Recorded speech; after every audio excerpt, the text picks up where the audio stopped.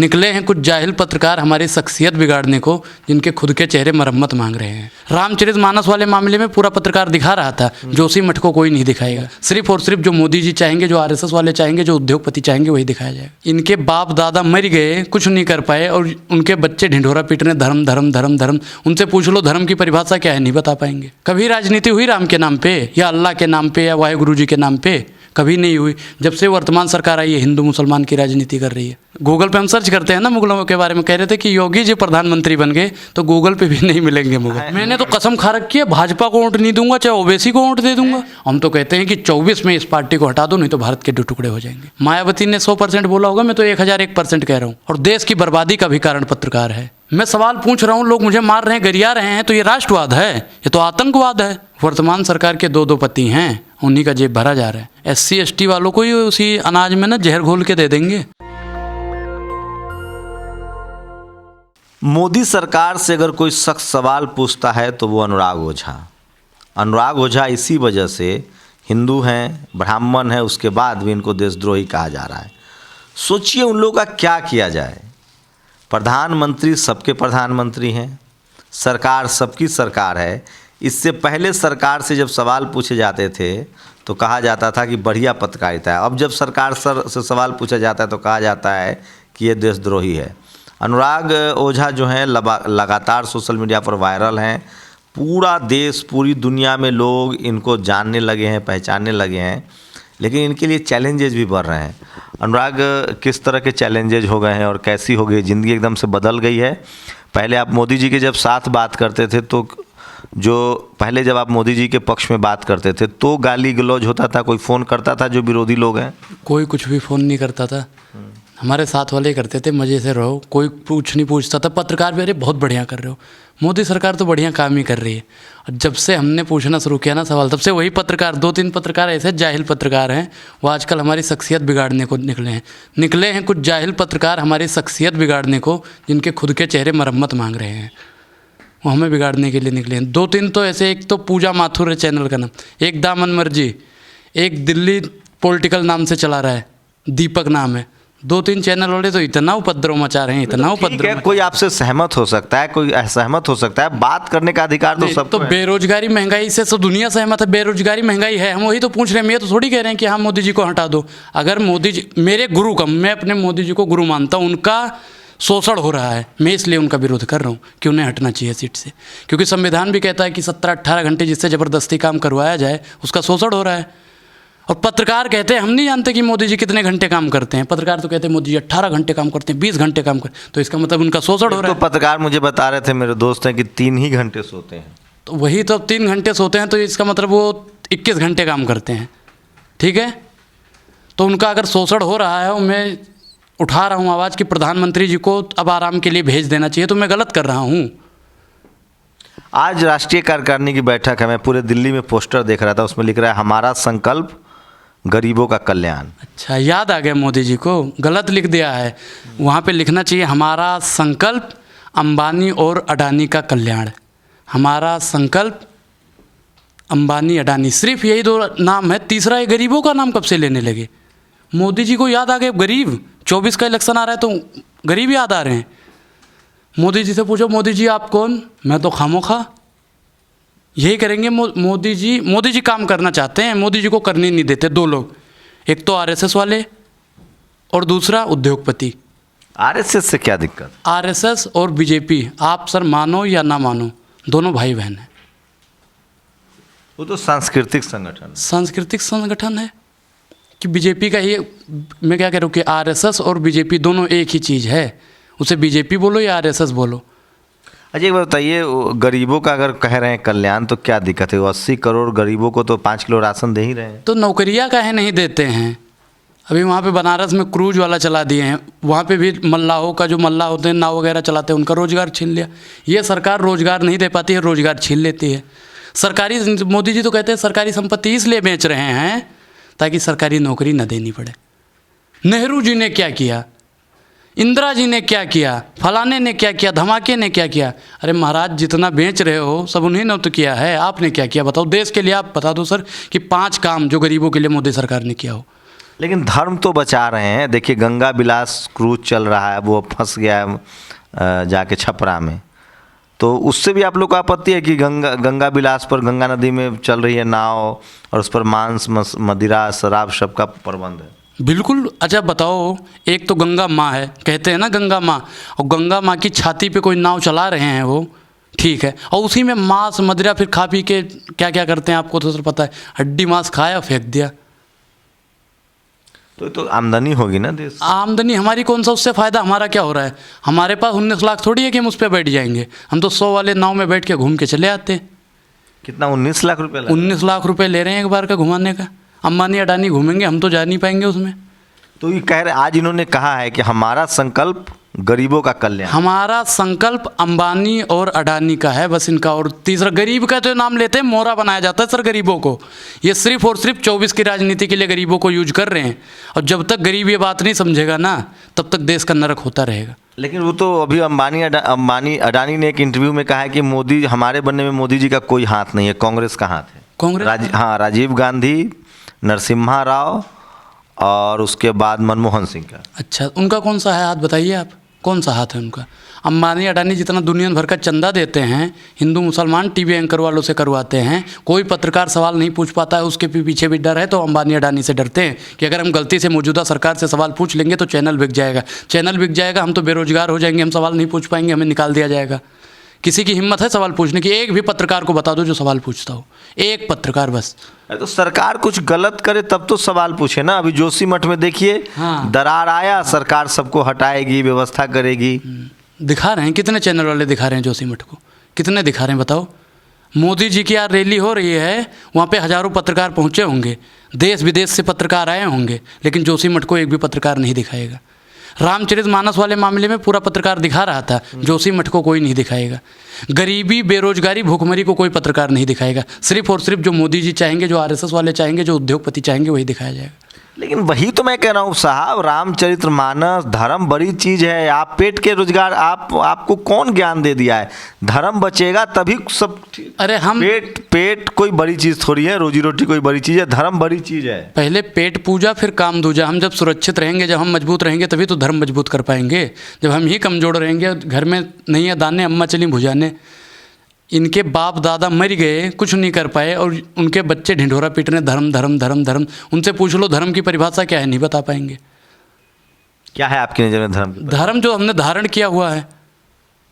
लेकिन सोचो, अमित शाह ने तो राम मंदिर का अनाउंसमेंट कर दिया 2024 में। अरे राम मंदिर के महंत अमित शाह जी को तो मैं प्रणाम करता हूँ, गृह मंत्री के पद से वो इस्तीफा दें।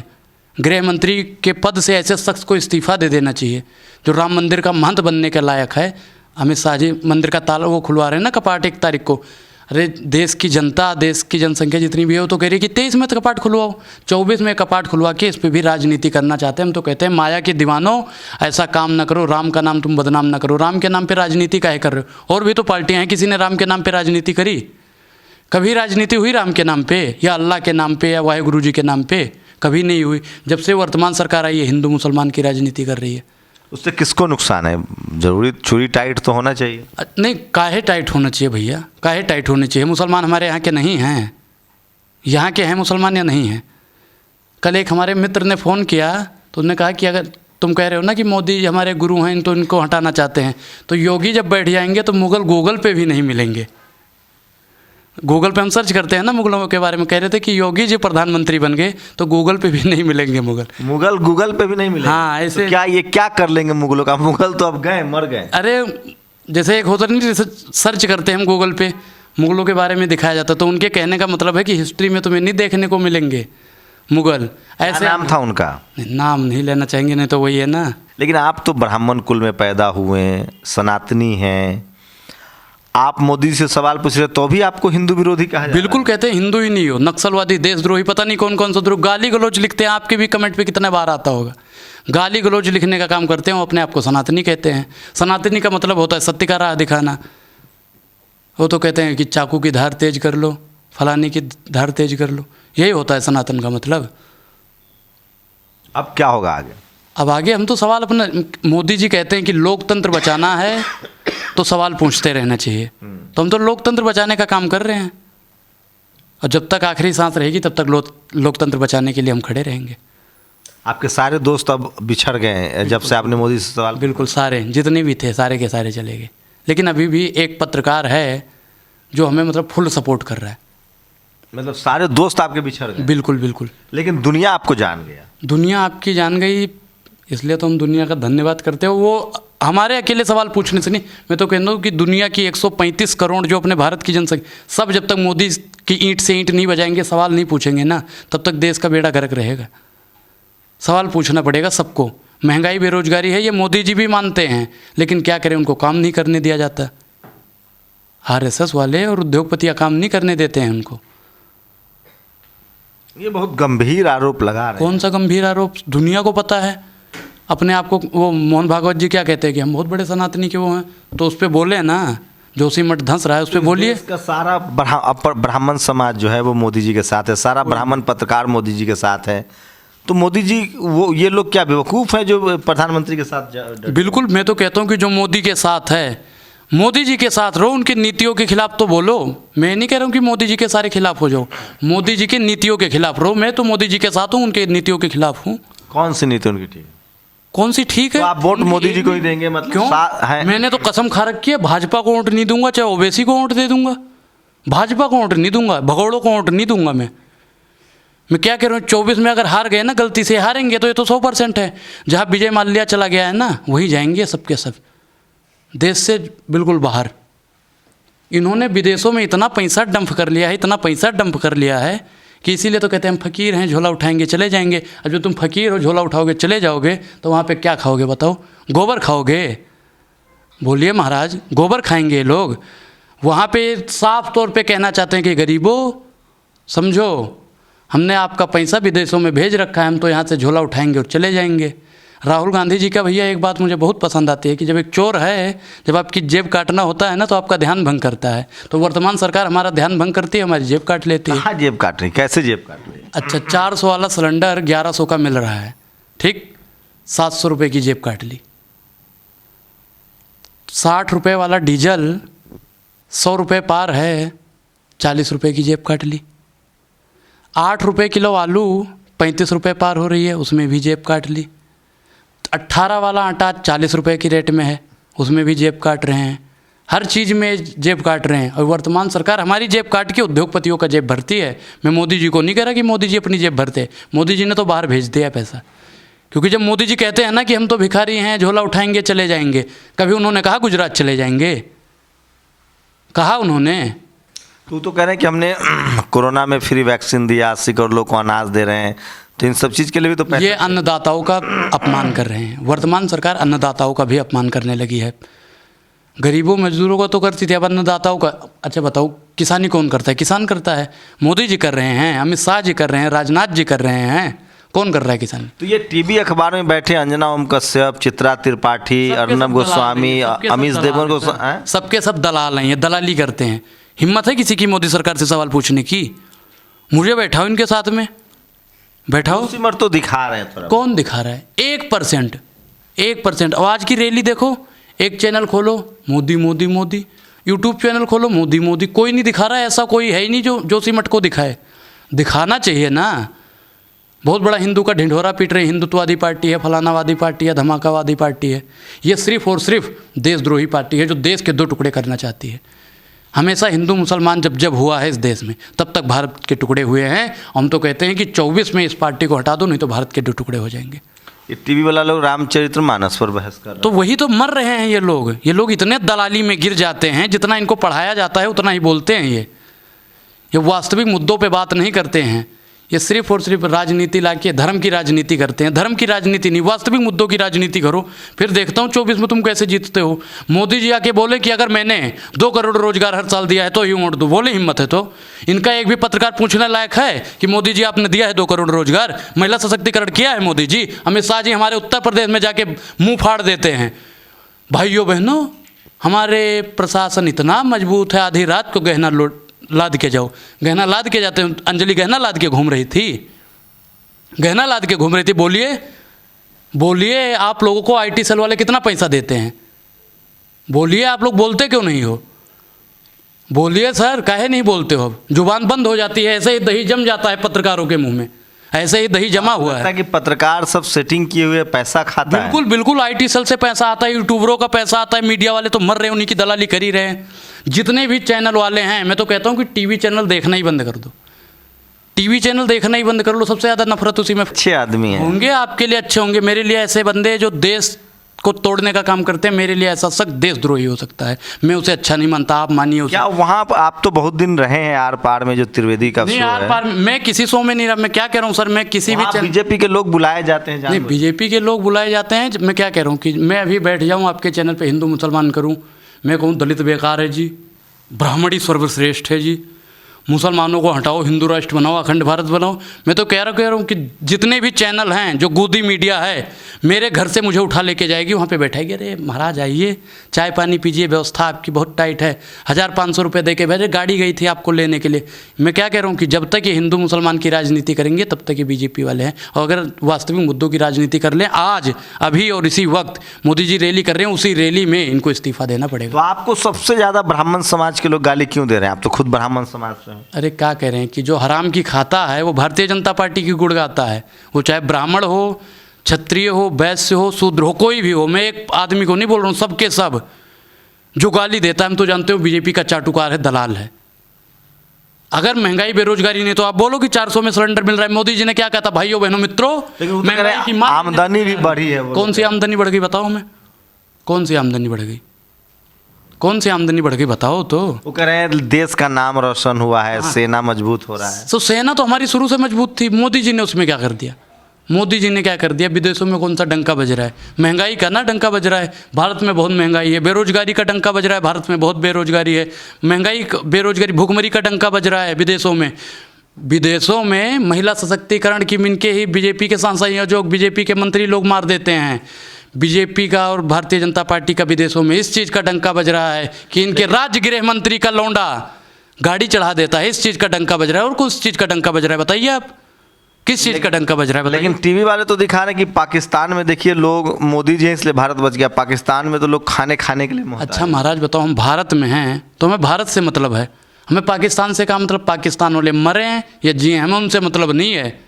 हमें अपने देश से मतलब है, हमें अपने प्रधानमंत्री से मतलब है। आपको भी पाकिस्तान का वीजा दे देंगे? कहे दे देंगे। मोदी का जो विरोध करेगा वो पाकिस्तान जाएगा। बिल्कुल, ये तो कहते हैं भैया, ये तो कहते हैं देशद्रोही हो। कल एक पत्र वहाँ पे मिले हमें जंतर मंतर पे, कह रहे टीका लगा के ये गमछा लेके मत घूमा करो। हमने कहा काहे भैया? कह रहे बीजेपी के विपक्ष में बोलते हो, ये शोभा नहीं देता, ब्राह्मणों के मुँह से ये बात अच्छी नहीं लगती। अब बताओ, ब्राह्मण होके ब्राह्मण का क्या मतलब होता है? सच बोलना, सच बोलना। हाँ। सनातनी का मतलब होता है सत्य की राह दिखाना। और अगर हम सत्य की राह दिखा रहे हैं कि मोदी जी ने 2 करोड़ रोजगार नहीं दिया हर साल, मोदी जी ने महिला सशक्तिकरण का झूठा ढकोसला दिखाया, मोदी जी ने कहा भाइयों बहनों मित्रों 15 लाख आएंगे, किसी के खाते में आए 15 पैसे नहीं आए। अमित शाह आके कह देते हैं जुमला जुमला जुमला। अब बताओ, मोदी जी का विरोध हम कर रहे हैं या अमित शाह जी कर रहे हैं? तो कैसे जीत रहे हैं चुनाव? घपले से जीत रहे हैं, हिंदू मुसलमान की राजनीति से कर रहे हैं। आप जैसे पत्रकार दिखा देते हो जी, मोदी ने ये कर दिया, मोदी ने वो कर दिया। हमेशा आप लोग सर हमेशा मोदी जी के पीछे माइक लेके और कैमरा लेके घूमते रहते हो, इसलिए मोदी जी जीत रहे हैं। मायावती ने कहा ईवीएम बहुत गड़बड़ है, आप सहमत हैं? 100%। मैं कह रहा हूँ 1001%। मायावती ने 100% बोला होगा, मैं तो 1001% कह रहा हूँ। ईवीएम से हटा लो, 24 महीने को जितवा दो। लेकिन अभी चुनाव आयोग कह रहा है कि हम RBM रिमोट से वोट करवाएंगे। सर मैं क्या कह रहा हूँ, ED CBI जितने भी हैं मोदी जी की रखियल हैं। लोकतंत्र पे अब हमें विश्वास नहीं रहा, संविधान पे भी संविधान का भी ये नाश कर रहे हैं। वर्तमान सरकार संविधान को भी नहीं मानती, ना लोकतंत्र को मानती है, ना जनतंत्र को मानती, किसी को ये नहीं मानते हैं। ये सिर्फ और सिर्फ RSS को मानते हैं, 2 उद्योगपतियों को मानते हैं। तो राम राज आ जाएगा तो क्या दिक्कत है? राम राज संविधान से ज़्यादा अच्छा रहेगा। नहीं, संविधान में राम राज्य में क्या आएगा बताओ? राम राज्य से क्या होगा? वही जो शूद्र हैं वो अछूत रहें। आप चाहते हो ना, आप चाहते हो बीजेपी वालों से बुलवाओ कि राम राज्य लाएंगे हम, बताओ उनसे बोलो। मोदी रहे कि राम राज्य आएगा। नहीं, राम राज्य आएगा तो फिर शूद्रों को शूद्र बना देगा। हम तो कहते हैं भैया जो हमारे साथी हैं, हम भेदभाव नहीं करते। मंदिर मस्जिद तो बांट ही दिया, अब तो ये जाति पाति में भी बांटने का काम कर रहे हैं। तो हम कहते हैं कि जाति पाति में ना बंटो, इनको हराओ 24 में। और जब तक इनको हराओगे नहीं, तब तक ये हिंदू मुसलमान की राजनीति, बावन और शूद्र की राजनीति ये करते रहेंगे। ये हमको फंसा के, हमको मोहरा बना के अपनी तावे पे अपनी रोटी सेकते हैं।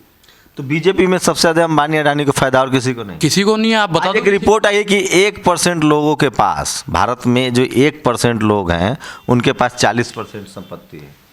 मैं क्या कह रहा हूँ कि 1% में कौन आता है? बीजेपी के लोग आते हैं, संघी लोग आते हैं, उन्हीं के पास में है। गरीबों के पास चलने के लिए भैया, एक गरीब तो ऐसा है, कल मुझे मिला, वो बता रहा था कि जब हम जाते हैं पेट्रोल पंप पे तो जितना तेज़ उसकी स्पीड चलती है ना मीटर, उससे कई गुना तेज़ हमारे हार्ट की धड़कन चलने लगती है। कल वो बाइक चल रहा है कि कार चल रहा है? बाइक चला रहा है, बाइक चला रहा है, डीजल। गरीब बाइक से क्यों चलेगा, पैदल चले? अरे महाराज पैदल चलें, पैदल चलें। आप चाहते हो गरीब को, तो गरीब इन्होंने बना ही दिया, और गरीब बना दें, पैदल कर दें उसे। जिसके पास गाड़ी है, कांग्रेस की सरकार में उसने खरीद लिया, तो मोदी की सरकार में वो भी बेच दे। ये तो बिचवा देंगे, किडनी वाल गुर्दा भी बिचवाएंगे। ये महंगाई बड़ा मुद्दा है। महंगाई, बेरोजगारी ही सबसे बड़ा मुद्दा है। आपके जो जानने वाले लोग दोस्त हैं वो क्या सब अमीर फैमिली से हैं जो आपको देशद्रोही कह रहे हैं, या वो भी गरीब बिल्कुल होंगे, बिल्कुल होंगे। जो गरीब होगा वो भारतीय जनता पार्टी को मुंह तोड़ के जवाब देगा, पूछेगा सवाल उनसे। चापलूसी से पद मिलता है, अधिकार नहीं मिलेगा कभी। हम तो उन दर्शकों को अपने बताना चाहते हैं जो चापलूसी कर रहे हैं। हमारे साथी हैं, 4-5 साथी हैं जो मोदी जी को अपना आका समझ रखे, बप्पा अपना समझ रखे, बाप बनाए रखे, माई बाप कहते हैं। मोदी जी के लिए तो लड़ जाते हैं, मारपीट भी कर लेते हैं। लोग कह रहे हैं कि आप राजनीति में आना चाहते हैं, इसलिए राजनीति करना मकसद नहीं। मेरा मकसद है कि ये सूरत बदलनी चाहिए। हम तो कहते हैं महंगाई बेरोजगारी का मुद्दा उठाए सरकार, हम राजनीति नहीं कर रहे हैं। हम राजनीति कर रहे होते तो हम तो किसी पार्टी की सदस्यता ले लेते। हमें कोई पार्टी में सदस्यता नहीं लेनी है। लेकिन देखिए, दलित, पिछड़ा, आदिवासी जो छात्र है, मुसलमान है, वो तो रोजगार की बात उठा रहा है, लेकिन जो सवर्ण समाज के जो युवा हैं उसमें इकलौता इक्का दुक्का है। बाकी लोग तो खुश हैं, कह रहे हैं कि हम चौकीदार हैं। चौकीदार नहीं हो, चोर हैं, चोर सबके सब। जो भारतीय मैंने क्या कहा, जो हराम की खाता है वो भाजपा की गुड़गाता है। जिसके बाप दादा गरीब हैं, जिन्होंने सबसे ज़्यादा तो पत्रकार गुण गाता है बीजेपी और मोदी का, तो वही हराम की खाते हैं। एक पत्रकार मुझे बता दो जो मोदी सरकार से सवाल पूछता हो। सबके सब भारतीय जनता पार्टी की दलाली करते हैं। सत्ता की दलाली में सबसे ज़्यादा अगर कोई गिर गया है तो पत्रकार है, और देश की बर्बादी का भी कारण पत्रकार है। महंगाई बेरोजगारी का भी कारण पत्रकार ही है। मुंह में दही जमा के बैठ जाते हैं। अगर बीजेपी के किसी नेता से सवाल पूछो ना, तो नेता चाहे बाद में दे, एंकर लोग सबसे पहले दे देते हैं जवाब। ऐसा पत्रकार चाहिए। आपका क्या काम है? महंगाई बेरोजगारी पे सवाल पूछना। मोदी सरकार ने ये काम नहीं किया, वो बताना। हम कह रहे मोदी जी ने रोजगार क्यों नहीं दिया? अरे मोदी जी रोजगार दे देते, आप लोग नहीं देने देते। उन्होंने बहुत बढ़िया स्कीम निकाली, ये निकाला, वो निकाला, अग्निवीर निकाली, फलाना, ये बताने लगते हैं। हम कह रहे मोदी जी बताओ कौन सा, आप बता दो कि कितने रोजगार दिए हैं 8 साल में, कितने रोजगार दिए इन्होंने, बताओ आप। लेकिन कुछ काम तो किया होगा ना। जो काम मैं कह रहा हूँ कि 5 काम गिनवा दो जो गरीबों के लिए किया हो, बता दो आप मुझे। स्वच्छता अभियान, उससे मेरा क्या फ़ायदा हुआ? राफेल खरीद के लाए। अच्छा, आप एक बार, आपको शायद याद हो, कह रहे थे मोदी जी शेर हैं, मोदी जी 56 इंच का सीना है, तो राफेल खरीदने की ज़रूरत क्या हुई? भाई आप बॉर्डर पे खड़े हो जाओ तो आधे सैनिक तो आपको शेर देख के ही भाग जाएंगे, और जो 2-4 बच गए तो आप वहाँ पे अपना चैन खोल देना, देख लो जी 56 इंच का सीना, सलमान खान की तरह दिखा देना, वो भी भाग जाएंगे। सैनिक को वहाँ पे काहे शहीद करवाते हो? खड़े हो जाओ वहाँ पे, आप शेर हो, 56 इंच का सीना है, खड़े करिए ना। राइफल में दलाली काहे करते हो? राइफल काहे खरीदते हो? राइफल की क्या ज़रूरत पड़ गई जब हमारा प्रधानमंत्री शेर है, बहुत मजबूत है, 56 इंच का सीना है, तो राफेल की क्या ज़रूरत है बताइए आप। हम तो कहते हैं नोटबंदी से फ़ायदा हुआ। कौन सा फ़ायदा हुआ बताओ? इतने लोग फांसी लगा के मर गए, जिनकी लड़की की शादी थी वो मर गए, इससे कौन सा फ़ायदा हुआ? गरीबों को जीएसटी ले आए, कौन सा फ़ायदा उससे मेरा हुआ? हर चीज़ पे जीएसटी लगा दिया। सुबह मंजन करो तब भी जीएसटी दो, रात में पंखा हीटर चलाओ तब भी दो। हर चीज़ में जीएसटी में भी इन्हीं का फ़ायदा, उद्योगपतियों का फ़ायदा। हमारा कौन सा फ़ायदा हुआ? मैं कह रहा हूँ गरीबों वाले 5 काम गिनवाओ, अमीरों वाले। बीजेपी का हर जिले में दफ्तर बन रहा है। दफ्तर किस लिए बना रहे हैं? कि जहाँ पे कोई बीजेपी के विपक्ष में बोले, बीजेपी से सवाल पूछे, वहीं पे गुंडागर्दी कर दो जी, मारपीट कर दो जी, इसलिए दफ्तर बना रहे हैं। मेरे फ़ायदे वाली चीज़ बताओ मुझे, ऐसे अनर्गल बातों में मत बहकाओ सर। राष्ट्रवाद या आतंकवाद है? मैं सवाल पूछ रहा हूँ, लोग मुझे मार रहे हैं, गरिया रहे हैं, तो ये राष्ट्रवाद है? ये तो आतंकवाद है। मेरा फ़ायदा बताओ, 5 फ़ायदा बताओगे तभी मैं आज जाऊँगा यहाँ से। सवर्णों को आरक्षण दे दिया। आरक्षण देखो, मैं क्या कह रहा हूँ, आरक्षण देना ठीक है, आरक्षण मिल रहा है दलितों के आरक्षण पे मर रहे हैं ये पार्टी वाले। कुछ लोग तो कह रहे हैं उनको आरक्षण काहे मिल रहा है, सवर्णों को मिल रहा है उससे उनको मतलब नहीं है, वो कह रहे हैं कि दलितों को काहे मिल रहा है उनका आरक्षण। सवर्णों के लिए तो कम से कम मोदी जी ने अच्छा काम किया। नहीं, हम नहीं मानते मोदी जी ने कुछ अच्छा नहीं किया है, देश का बेड़ा गर्क कर दिया है मोदी सरकार ने। जीएसटी लाए, जीएसटी आपने बताया, जीएसटी से मेरा फायदा तो बताओ सर कि मेरा कौन सा फायदा हुआ। देश का तो फायदा हुआ ना, टैक्स देश से फायदा हो रहा है, 2 पतियों का जेब भर रहे हैं अपने। वर्तमान सरकार के 2 पति हैं, उन्हीं का जेब भरा जा रहा है। हमारा फायदा बताओ है हिम्मत गिनवाने की? कोई भी टीवी पत्रकार या सोशल मीडिया का पत्रकार 5 फायदा मुझे गिनवा दे जो गरीबों के लिए किया है मोदी सरकार ने। लेकिन धर्म के लिए तो उन्होंने कुछ कैलाश कॉरिडोर बना दिया, अयोध्या मंदिर बन रहा है, नया संसद बन रहा है। क्या धर्म खतरे में है आपके हिसाब से? जब मोदी जी और अमित शाह जी पैदा नहीं हुए थे उससे कई साल पहले से हमारा धर्म है। अब मोदी सरकार का, अमित शाह जी का, या हमारा, या टीवी चैनल वाले दलाल पत्रकारों का, आपका, कई पीढ़ी खत्म भी हो जाएगी फिर भी ये हमारा धर्म रहेगा। ये लोग कह रहे हैं उनके समर्थक कि जैसे ही मोदी हटेंगे मुसलमान आ जाएगा। भाई ये कह रहे हैं ना कि हिंदू अगर खतरे में है, भारत के संवैधानिक पद पे बैठा हुआ हर एक नागरिक हिंदू है, फिर भी अगर धर्म खतरे में है, हिंदू खतरे में है, तो मौलाना को प्रधानमंत्री बनाना चाहिए। मैं कह रहा हूँ बने मौलाना, तभी तो मुसलमान को कह रहे हैं ना कि टाइट कर रहे हैं, चूड़ी टाइट कर रहे हैं, तभी तो उनकी चूड़ी टाइट होगी जब मुसलमान भी बन जाएगा प्रधानमंत्री। क्या अनुराग के इन सवालों का जवाब है आपके पास? जिनके पास जवाब नहीं है वो गाली गलौज करते हैं। सोचिए, आप कल्पना कीजिए, ब्राह्मण समाज के हैं अनुराग ओझा, अयोध्या के रहने वाले हैं, उसके बाद भी जिस तरह से इनको गालियां पड़ रही है, इस देश में दूसरे लोग अगर मोदी से सवाल पूछेंगे तो कल्पना कीजिए कि उनके साथ क्या होगा। SC ST वालों को तो ये जहर पिला देंगे, SC ST वालों को ही उसी अनाज में ना जहर घोल के दे देंगे, जी मर जाओ जी। 5 किलो में 5 जहर घोल के दे देंगे महाराज। अगर मैं तो कह रहा हूँ कि उन लोग इतना निर्दयी नहीं है मोदी जी हमारे। नहीं, हम मोदी जी को नहीं कह रहे हैं, उनके मोदी जी राशन बांटने जाते हैं, मोदी जी बांटने जाते हैं, दंगाई लोग बांटते हैं, दंगाई लोग बांटते हैं, कोटेदार तो राशन भी खा जाते हैं। आप पूछ लो गाँव में जाके देखिए, 5 किलो राशन जिनको मिलना होता है 3.5 किलो 4 किलो राशन देते हैं। योगी जी सीएम बन जाए तो कैसा, पीएम बन जाए तो कैसा रहेगा? नहीं बनाओ, हम तो कह रहे हैं कि मोदी हटाओ, किसी को भी बनाओ। मैं कह रहा हूँ कि देश की 135 करोड़ जनसंख्या का प्रधानमंत्री बनने लायक है, मोदी को हटा दो बस। ये फेकू जीवी है सर, मुझे ऐसे अनर्गल, ऐसे जुमलाबाजों पर विश्वास नहीं रहा। मोदी हटाओ, देश बचाओ, देश का होगा बेड़ा पार। 2024 में क्या लगता है? परिवर्तन होना चाहिए। मैं तो कह रहा हूँ गांधी परिवार से फिर कोई प्रधानमंत्री आना चाहिए। मतलब आपको एक पिछड़ा प्रधानमंत्री पसंद नहीं है, खाली ब्राह्मण प्रधानमंत्री बने हैं? राहुल गांधी ब्राह्मण के पोता हैं इसलिए। अच्छा, ब्राह्मण से हैं कुछ लोग, तो उनको जो भाजपा के समर्थक हैं कहते फिरोज खान कौन था, फिरोज खान कौन था? अब फिरोज खान आप, क्योंकि सुब्रमण्यम स्वामी भी मोदी जी का विरोध कर रहे हैं क्योंकि ब्राह्मण नहीं है मोदी जी। अनुराग ओझा भी ब्राह्मण है तो कह रहे हैं राहुल गांधी प्रधानमंत्री बने, या प्रियंका चूँकि ब्राह्मण है दोनों। ये बात है, असली ब्राह्मण के हितों की रक्षा तो आप कर रहे हैं। आज हम कह रहे हैं कि मोदी को हटा दो, जो सबसे पिछड़ा दलित हो उसे भारत के सिंहासन पे बैठा दो। ऐसे बेवकूफ़ लोगों को हटा दो बस, जो हमेशा हिंदू मुसलमान की राजनीति करता हो। हम तो कहते हैं जो वास्तविक मुद्दों की बात करता हो उसको प्रधानमंत्री बनाओ, जो हिंदू मुसलमान की राजनीति करता हो उसको हम प्रधानमंत्री बनाएंगे। इसको तो वही भेज दो जहाँ कह रहा है कि हम झोला उठाएंगे चले जाएंगे, जहाँ पे ललित मोदी गया है वहीं पे इसे भेजो, विजय माल्या के पास भेज दो, वहाँ पे इसके लिए जगह है। कह रहे सब उनको लाया जाएगा, नीरव मोदी भी लाए, माल्या, मेहुल चोकसी। अरे ये कहते थे, लाए किसी को लाए, किसी को नहीं। ओसामा को कह रहे थे कि खींच के लाएंगे, खींच के लाए किसी को, और 2-3 लोगों को यहाँ से बाहर फेंक दे। मोदी सरकार सिर्फ और सिर्फ अपने ही लोगों का पेट भरेगी, गरीबों और मजदूरों का पेट काट देगी। लेकिन पाकिस्तान, चीन तो सुने हैं कि एकदम औकात में है। तो औकात में सर किससे है? आप ये तो बताओ। मोदी जी से डरता है, हमारी सेनाओं से डरता है। आप लोग हमारी सेनाओं का मजाक उड़ा रहे हो, अपमान कर रहे हो सेना का। सेना का अपमान है जो कहता है कि मोदी से थर थर कांपता है पाकिस्तान, चीन कांपता है, मोदी से कांपता है। मोदी वहाँ पे लड़ने जाते हैं, वहाँ पे शहादत कौन देता है, शहीद कौन होता है बताइए आप। बात में दम तो है साहब। मैं फिर कह रहा हूँ कि इस दौर में सबसे ज़्यादा सवाल टीवी और अखबार के पत्रकारों पर उठ रहा है। लेकिन सवाल है कि एक ब्राह्मण समाज का युवा ये सारे सवाल पूछ रहा है, लेकिन इनको भी देशद्रोही कहा जा रहा है। तो कल्पना कीजिए कि SC ST OBC माइनॉरिटी, किसान, जाट, गुर्जर, पटेल, मराठा अगर सवाल पूछेंगे तो ये टीवी अखबार वाले और मोदी जी के जो भक्त हैं उनको क्या कहेंगे। अनुराग ओझा की बातों को काटिए, अगर आपके पास दम है, लॉजिक है तो काटिए, गाली गलौज मत कीजिए।